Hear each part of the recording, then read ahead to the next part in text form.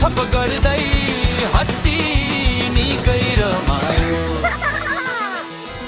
त्यसपछि उसले बन्दर हरिण र चरा साथीहरू भेट्यो। सबै मिलेर जंगलमा खेल्न थाले। हत्तीले सुँडले पानी उडायो। बन्दर हाँस्दै रुखमा उफ्रियो। हरिण खुसी भएर दौडियो। जंगलभरि हाँसो र रमाइलो भयो। सबैले सोचे साथीहरूसँग खेल्दा जीवन अझ रमाइलो हुन्छ।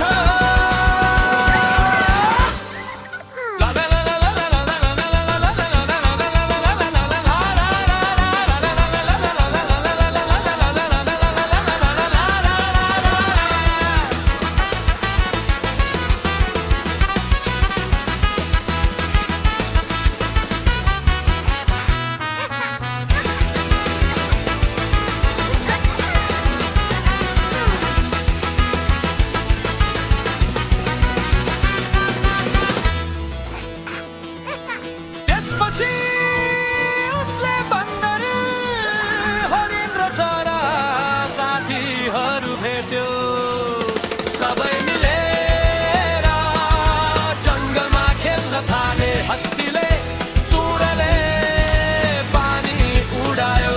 बन्दर हाँस्दै रुखमा उफ्रियो। हरिण खुसी भएर दौडियो। जंगलभरि हाँसो र रमाइलो भयो। सबैले सोचे साथीहरूसँग खेल्दा जीवन अझ रमाइलो हुन्छ। जंगलभरि हाँसो र रमाइलो भयो। सबैले सोचे साथीहरूसँग खेल्दा जीवन अझ रमाइलो हुन्छ।